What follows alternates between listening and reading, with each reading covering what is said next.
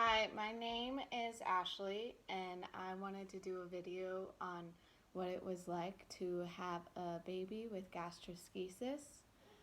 Mainly because when I figured out my daughter had gastroschisis, um, I went online and started to search other people's stories and what they went through, and it was really hard. Like I could find a couple blog posts, but like a couple videos, but it was really hard to find. Like I just wanted someone to tell me what was it like to go to the hospital, what was it like to work through this emotionally, what was it like afterwards, like in the NICU, just your whole journey. I guess my story starts when I think I got pregnant at 21.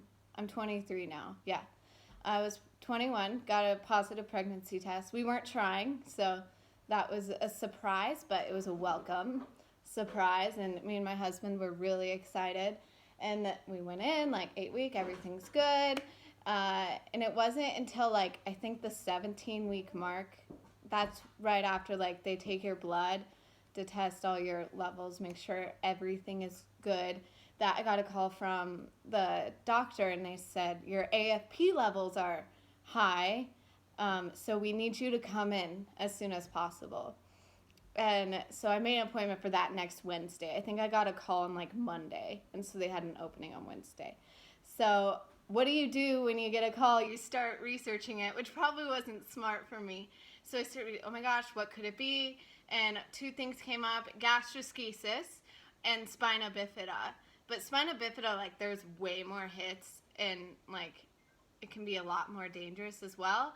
And basically, I realized when your AFP levels are high, it means either there's leakage from the stomach or the spinal fluid is leaking. And so I was so worried what could be wrong with my baby. And we go in, and they do the ultrasound, and me and my husband are praying that she doesn't have spina bifida. And that was actually when we figured out it was a girl. And the doctor went through the spine and the ultrasound, said, oh, her spine looks perfect, and that was so relieving. And then I was like, hey, it must be in the stomach, and he said, I know what it is. She has gastroschisis. Now, I had never heard of gastroschisis, which is really crazy because it happens in about 1 in 3,000 births every year, and that's quite a bit. So they explained to me that during development, for some reason, her abdominal wall didn't fully close. They don't know why this happens. So she had a hole in her stomach. Usually it's on the right side of the belly button, and her intestines were outside of her stomach, inside the womb.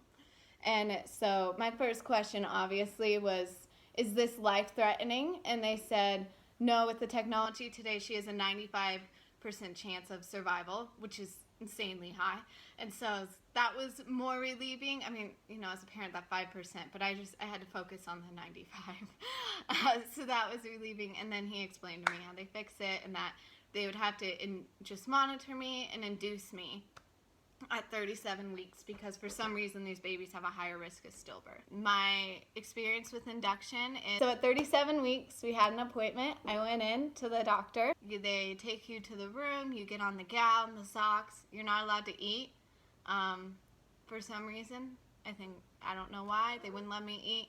So if you're getting induced, make sure that you have a big meal before you go in. That was the best thing I did. I had a huge breakfast, and so that I was really full when I started, so that was really good because I couldn't eat. They checked my cervix. I was -3 dilated, and if you know anything about delivery, you need to be 10 is fully dilated, so I was not even close to going into labor naturally. They took this shoelace thing and put it up there to soften my cervix. Are you okay? You're good. Okay. Sorry. So they put it up there to soften my cervix. And you wait a couple hours, they come in, check me, and then slowly, the cervix started to soften. And I think at about, 9 o'clock that night, no, it was 6 o'clock that night, nothing had really happened. So they said, okay, we'll just give you a meal because it won't be a while. It'll be a while. And so I was able to finally have a meal, and I hadn't eaten all day. We went in Sunday at 8 a.m. and I didn't get to eat till 6 p.m., which if you know me, I love my food. everyone loves their food.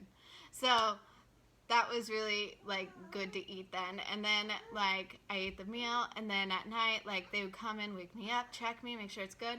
And I think it was at about, like, 9 or 10, they realized, okay, like, your cervix is starting to soften, we're going to start the Pitocin. So they put this thing on my arm, and they Pitocin hooked up. That's to get labor going. And I tried to sleep the night. I started to have, like, contractions throughout the night, just felt like tummy aches kind of at that point. And then it wasn't until 6 a.m. I was laying down and I slightly woke up and I was like, something's happening. And I felt like I was peeing myself. But what was happening is my water was just actually breaking. Honey, what are you doing? Come here. This is her. Hey, it's okay. See, life is good. So my water was just breaking.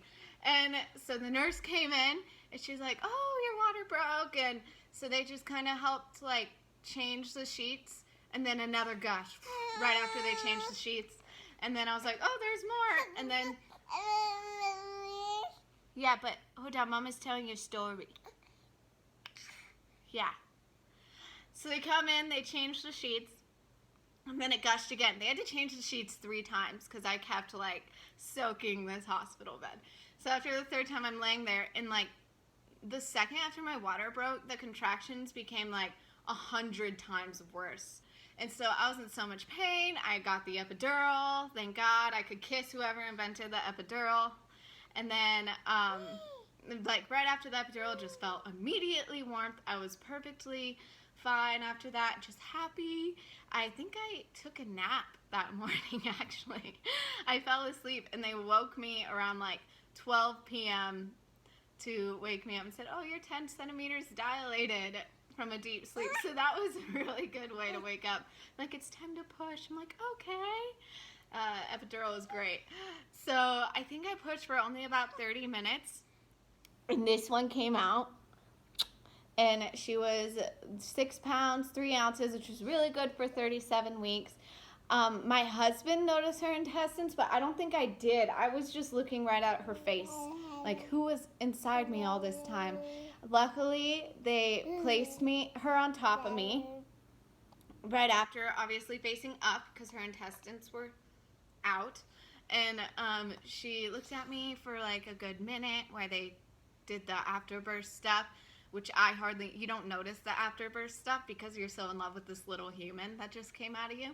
And emotional. And then the nurse, like, only after a minute, like, immediately swooped her from me to clean her off because they had to get her to the surgery room because her intestines were out. You don't want infection or anything. They put her in, like, this little, like, trash bag thing. It's the best way to describe it, to protect her intestines. And my husband, they wheeled her away to the NICU. And you want to touch it? No, we tell story. So they wheeled her away to the NICU, and my husband followed. Because we had discussed that before. I said, when they take her, don't ignore me, like, follow her. She needs you more. So he took her, and then they, like, so they were gone. My husband was so sweet and was texting me pictures. I think that was the hardest part, is, like, I didn't get to keep her right after, is they took her from me to do for her health, obviously. And so I was wheeled into recovery. I didn't see my husband for another 4 hours. And then he came in and said that they were starting surgery and then, like, pushing the intestine. Really, all they do is they push the intestines back into the hole and they close it up with a Band-Aid. Sometimes the intestines, if your baby has gastroschisis, can be damaged from the amniotic fluid. And so, like, parts of it could be dead or hard, and so then they'd have to reconstruct the intestines. She was really lucky where her intestines were perfectly healthy, so they didn't have to interfere with that at all or reconstruct. So they just got to push them back in and put the Band-Aid on, which is really good. I pray for that for your baby. If not, it'll be okay. And yeah, that's cool. So then 7 hours later, the nurse came in and said, you can go see her.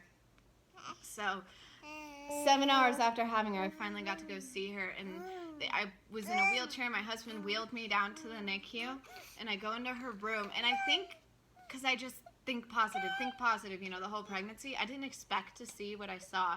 It's something different when you see your baby hooked up to all these things. She had her monitors, she had like the bandage there, and then she had, they had to put a breathing tube in because they had to slightly put her under, and they didn't want her to stop breathing. And with a baby, the breathing tube goes right in between the vocal cords, so she couldn't cry, or when she cried, she made no noise.